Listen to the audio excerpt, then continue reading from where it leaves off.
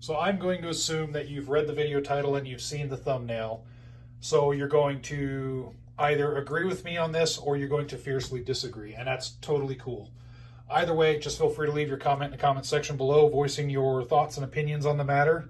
It's kind of interesting to see where everybody's coming from. So with that said, keep in mind this is just my opinion, so take that with a grain of salt.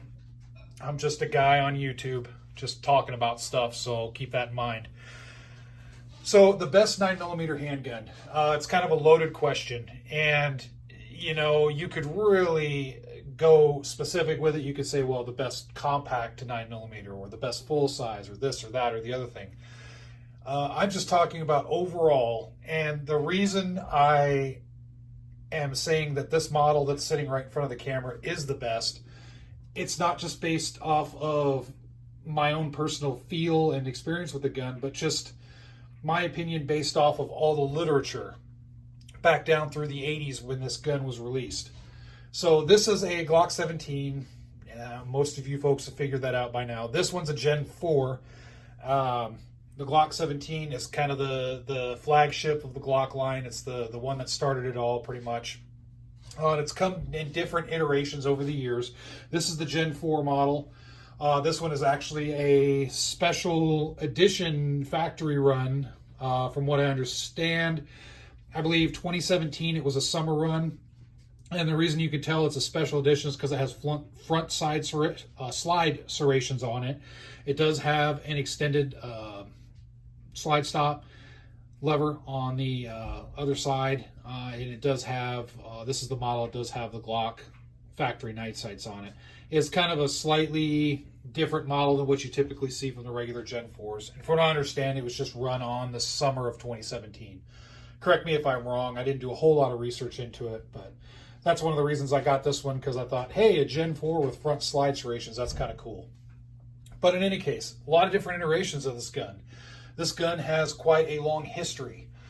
So if you look back to the 80s when this came out, there was, of course, a lot of criticism because, it was a polymer gun. It was pretty ugly looking.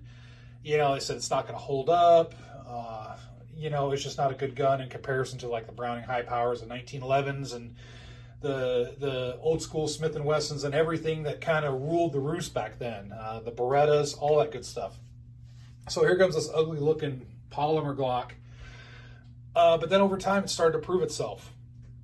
And not only did it prove itself, it really proved itself. It has claimed, kind of notoriety. Most people know what a Glock looks like. And then, of course, a Glock 17 is just kind of one of the original Glocks. As far as the handling goes, it's easy to shoot, it's low recoiling, super accurate, easy to field strip, easy to maintain, all that good stuff. But the biggest thing I think about this is it's earned its place as one of the most, if not the most reliable 9mm handgun out there. And I'm going to go ahead and say that, just in my opinion. That's why I'm saying it's one of the best. There has been so many torture tests, whether professionally done or done by like YouTubers like me or just other random, just average people out there running torture tests of all different types on the Glock Model 17 and on a lot of other different Glocks. And there's also a lot of articles written on the Glock 17, just people that have gotten the Gen 1, Gen 2 models new, and now here we're sitting 20, 30 years later, almost 30 years later. They'll have 300, 400,000 rounds through it, whatever.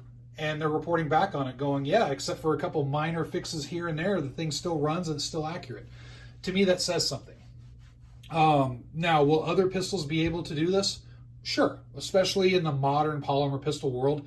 Sure, there are a lot of different handguns out there that are like the Glocks that will run extremely well, like Smith & Wesson, HK, just to name a couple. There are even some more budget-minded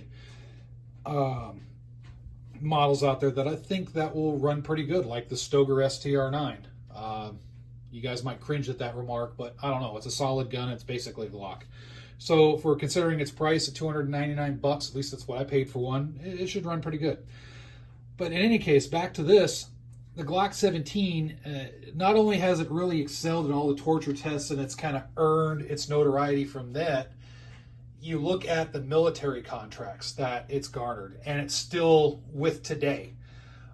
You look at, especially here in the United States, the law enforcement contracts. Now, granted, as I understand now, I think Smith & Wesson is starting to take a little bit more of the pie. I don't know where they're at right now, but I know with my agency we have Smith & Wesson M&P 9 2.0 as a standard issue, and I know there's a lot of agencies out there that are going to the Smith & Wesson in whatever form.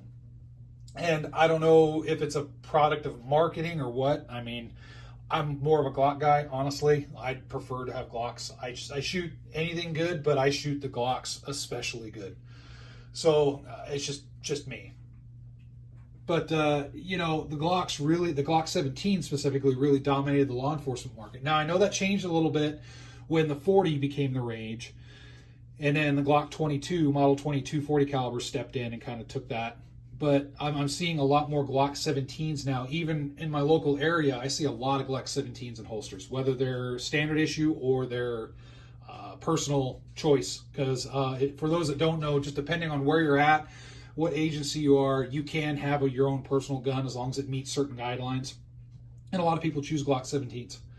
So it's just out there, and there's just a lot of data behind this thing. There's enough data, I think, considering it's almost, 20 years old, or excuse me, almost 30 years old. I have to look back. I don't know the specific date on when it was released, the Glock 17 first gen, but there's so much literature that just shows that I think it's the best 9mm out there. It's not the only awesome 9mm out there, but I think it really cemented its name in the history books as it is just the gun. Glock is one of the few firearms manufacturers that I would trust out of the box. Very few. And I'm a pretty big proponent of getting out there and making sure, you know, whenever you buy a gun, you go out and make sure it function tests with the ammo that you want and all that good stuff. But Glock is one of the few that if I had to, just pull it out of the box, unload it, and carry it. And I can't say that about a lot of different companies. So this thing, yeah, I get the Glock grip angle, and I know it's not for everybody, and it's kind of, you know, bulky and whatnot. The newer generation, the Gen 4 and Gen 5s, they fixed that a little bit. So if you're worried about that, handle a Gen 4, Gen 5, and I think you'll be really pleased. But I think overall, the Glock 17 is the best. Just kind of an overall looking at everything. So feel free to leave comments, agree or disagree. You know, we all have opinions, and it's cool. Just feel free to throw down, you know, whatever you think is the best in the comment section below, because there's a lot of awesome guns out there. So, all right, thanks a lot for watching. I hope you guys enjoy a good 4th of July this year. And I know America is, you know, we're in a weird time right now, but just kind of realize, you know, we're Americans. Look at the core of what America stands for, and just, you know, realize that we're not gone. We're not dead yet. I know we're working through some issues, but it's not that bad. We just got to work through it. Keep your head up. Most of all, turn off the news, turn off the TV, have fun with family and friends. That's what matters the most. All right. Thank you for watching.